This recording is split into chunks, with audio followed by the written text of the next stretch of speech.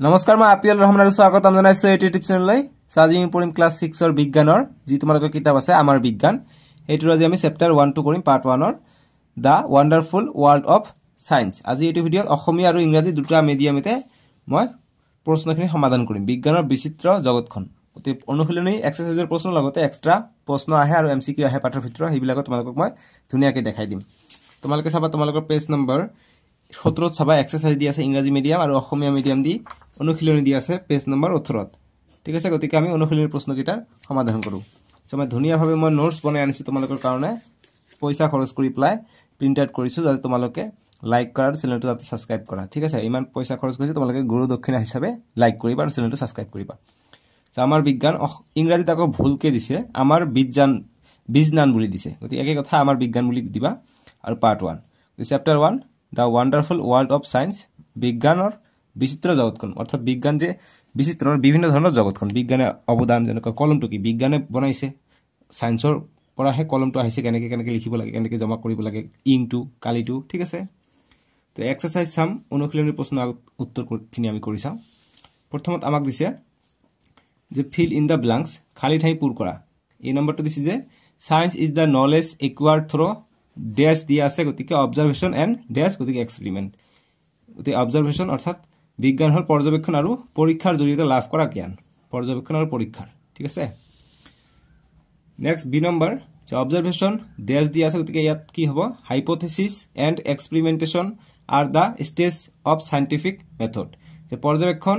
আনুমানিক সিদ্ধান্ত আৰু পৰীক্ষা এই পৰ্যায়কেইটাৰ সমষ্টি হল বিজ্ঞানসন্মত পদ্ধতি গতিকে বিজ্ঞানসন্মত যদি পদ্ধতি কি বুলি কয় এটো আমি আনসার কৰি দিম গতিকে খালি ঠাইত হ'ব ইয়াৰ আনুমানিক সিদ্ধান্ত সি নম্বৰ যে we eat food for dash গতিকে গ্ৰো বৃদ্ধিৰ বাবে আমি খাদ্য খাওঁ ঠিক আছে বৃদ্ধিৰ বাবে আমি খাদ্য খাওঁ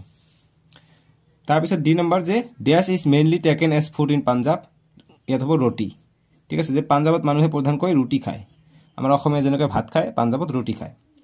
ই number there is dash in a compass গতিকে ম্যাগনেট থাকে কম্পাসত চুম্বক থাকে ঠিক আছে গতিকে এটো একৰ সলিউশন কৰা এতিয়া 2 নম্বৰ বিলাক চাম তোমালোকে 2 নম্বৰ বিলাক চাবা 2 নম্বৰ প্ৰশ্ন কৈছে যে পুট টিক মাৰ্ক গতিকে ৰাইট চিন দিব কৈছে এগেইনষ্ট দা কাৰেক্ট স্টেটমেন্ট এটো শুদ্ধ হ'ব কাৰেক্ট স্টেটমেন্ট ৰাইট চিন দিব কৈছে যে শুদ্ধ উক্তিটোত ৰাইট চিন দিয়া এই নম্বৰটো দিছে যে we should always eat healthy food যে আমি সদায় স্বাস্থ্য ভালে ৰখা খাদ্যহে খাব লাগে গতিকে হয় আমি স্বাস্থ্য যিবিলাক খালে ভাল হয় স্বাস্থ্য ভালে থাকে সেইবিলাক খাম আমি কোল্ড ড্ৰিংক সফট ড্ৰিংক কোলা পেপসি এইবিলাক না খাম এইবিলাক বেয়া ঠিক আছে বা চিপস পেকেটিং বস্তু এইবিলাক বেয়া গতিকে এটো শুদ্ধ ৰাইট চিন হ'ব যে আমি সদায় স্বাস্থ্য ভালে ৰখা খাদ্যহে খাব লাগে যেনেকৈ শাক-পাচলি এইবিলাক তাৰপিছত 2 নম্বৰ যে উই ক্যান লিভ উইথাউট ওয়াটাৰ যে পানীৰ অবিহনে আমি জীয়াই থাকিব পাৰো গতিকে এটো ভুল হ'ব কিয়নো পানীৰ অবিহনে আমি জীয়াই থাকিব নোৱাৰো মানুহ মৰি যাব জীৱে না থাকিব 3 নম্বৰ যে water falls from the sky as rain যে বৰষুণ হিচাপে পানী আকাশৰ পৰা মাটিত পৰে গতি বৰষুণ হিচাপে পানী আকাশৰ পানী মাটিত পৰে গতি এটো শুদ্ধ হ'ব ডি নম্বৰ যে a suspended magnet always align east west যে ওলমাই ৰখা চুম্বক এডাল সদায় পূবা পশ্চিমা হৈ থাকে গতি এটো পূৰণ হ'ব কিনো যদি এটা ওলমাই ৰখা হয় সাসপেন্ডেড কৰি ৰাখা হয় ফ্ৰিলি তেনেহলে এটো উত্তৰ দক্ষিণ কে থাকিব দুটা মূৰ ঠিক আছে গতি এটো ভুল হ'ব পূবা পশ্চিম কৈ না থাকে উত্তৰ দক্ষিণে থাকে নৰ্থ সাউথ হৈ থাকে next E number The upper parts of the Himalayas and the polar region are covered with snow. The Himalayar উপৰ অংশ আৰু মেৰু অঞ্চল বৰফেৰে ঢাক খাই থাকে গতিকে এটো শুদ্ধ হ'ব হিমালয়ৰ উপৰ অংশ আৰু তলৰ যি মেৰু অঞ্চল থাকে polar region এইবিলাক বৰফ থাকে বৰফেৰে ঢাক খাই থাকে গতিকে হিমালয়ৰ পৰা কি নদীবিলাকৰ সৃষ্টি হৈছে তাৰ পৰা বৰফটো গলি গ্লেচিয়াৰ বিলাক গলি পানী হৈ নদী হৈছে এতিয়া 3 নম্বৰ প্ৰশ্নটো ইম্পৰ্টেন্ট প্ৰশ্ন যে গিভ এ শৰ্ট আনসাৰ সম উত্তৰ দিয়া ভেৰি ইম্পৰ্টেন্ট প্ৰশ্ন যে how does our earth look like from space যে মহাকাশচাৰীয়ে মহাকাশত পৃথিৱীখনক কিহৰ নিচিনা দেখে গতিকে পৃথিৱী হৈছে এইখন গতিকে পৃথিৱীৰ আমি ওপৰ ফালে যদি যাওঁ আকাশৰ ফালে যদি যাওঁ এটো হৈছে মহাকাশৰ পৰা যদি বিজ্ঞানী বিলাক থাকে তাতে এস্ট্ৰনট বিলাক থাকে এস্ট্ৰনট বিলাক যেতিয়া পৃথিৱীক দেখে কেনেকৈ দেখে গতিকে আনসাৰ কৰিম যে earth look like blue marble from space যে মহাকাশচাৰীয়ে মহাকাশত পৃথিৱীখনক নীলা মাৰ্বলৰ নিচিনা দেখে গতিকে নীলা মাৰ্বলৰ নিচিনা দেখা যায় মহাকাশৰ পৰা মানে ওপৰৰ পৰা নেক্সট প্ৰশ্ন চাম তোমালোকে চেনেলটো সাবস্ক্ৰাইব কৰিবা আৰু ভিডিওটো লাইক কৰিবা দেই নেক্সট বি নম্বৰ প্ৰশ্ন 3 বি যে what is the main component of compass যে কম্পাসৰ মূল বস্তু কি আমি উত্তৰ কৰিম আনসার যে main components of compass is magnet গতিকে চুম্বক which always point north and south when suspended freely যে কম্পাসৰ মূল বস্তু হল চুম্বক মুক্ত অৱস্থাত ই সদায় উত্তৰ আৰু দক্ষিণ মূৰকৈ থাকে নেক্সট সি নম্বৰ প্ৰশ্ন যে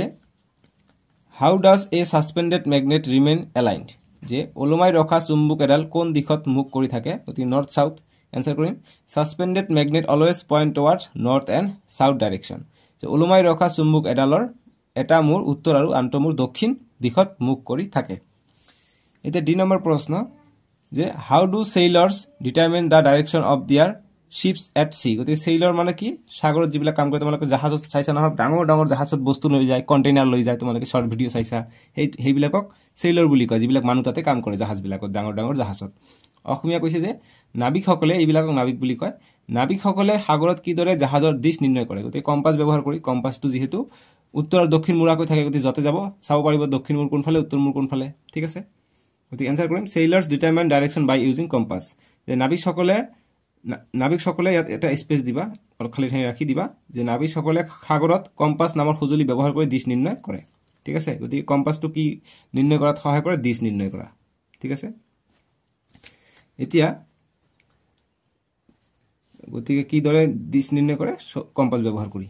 ই নম্বৰ যে what are the stages of the scientific method যে বিজ্ঞানসম্মত পদ্ধতিৰ পৰ্যায় কেইটা কি কি ভেৰি ভেৰি ইম্পৰ্টেন্ট প্ৰশ্ন পৰীক্ষাৰ কাৰণে ইম্পৰ্টেন্ট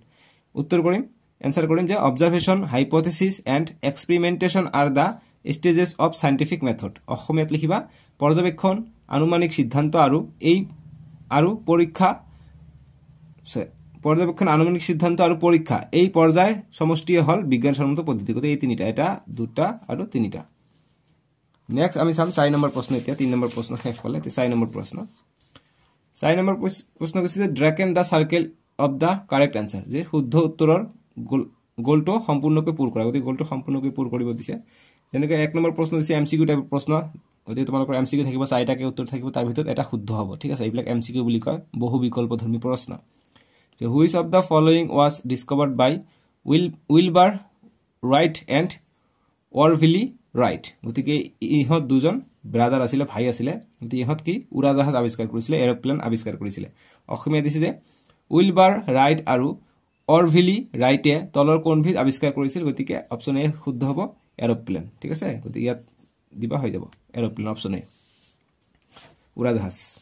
এটা 2 নম্বৰ প্ৰশ্ন দিছে এমসিকিউ যে in which of the following work compass is used তলৰ কোনটো কামত কম্পাস যন্ত্ৰ ব্যৱহাৰ কৰা হয় গতিকে কম্পাসটো আমি দিশ নিৰ্ণয় কৰাত ব্যৱহাৰ কৰো গতিকে দিশ নিৰ্ণয় কামত গতিকে অপচন এ হৈ যাব শুদ্ধ উত্তৰ বাকি এটা নহব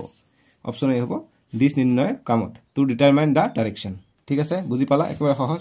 এতিয়া তোমালোকক মই এক্সট্ৰা প্ৰশ্ন দিম এক্সট্ৰা কোশ্চেন আনসাৰ পাঠৰ ভিতৰৰ প্ৰশ্ন উত্তৰ এনেকা ফাৰ্স্ট প্ৰশ্ন দিছে যে 1 নম্বৰ যে consider one big and one small stone you R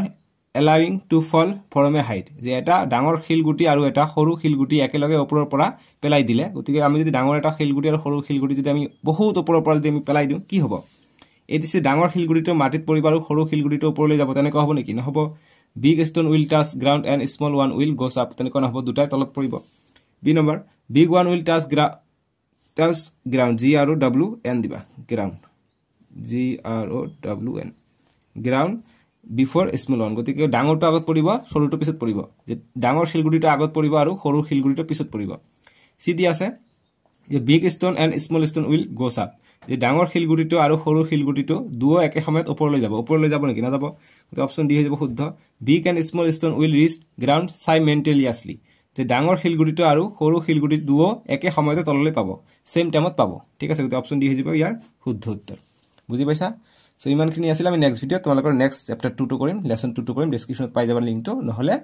স্ক্ৰিনত note হিব কিয়নো ক্লাস 6 ৰ কাৰণে স্ক্ৰিনত নোট হে আৰু তোমালোকে কমেন্ট কৰিব নোৱাৰা জাস্ট লাইক কৰিবা আৰু যদি কিবা তোমালোকৰ প্ৰশ্ন থাকে তোমালোকে মোৰ ক্লাস 7 8 ৰ 9 10 ৰ ভিডিঅত কৈ কমেন্ট কৰিবা মই তোমালোকক উত্তৰ দিম জাস্ট কবা যে মই ক্লাস 6 ৰ পৰা কৈ আছো মোক এইটো প্ৰশ্নৰ উত্তৰ লাগে ঠিক আছে মই দি দিম so bye bye take care video বিলাক লাইক কৰি যাবা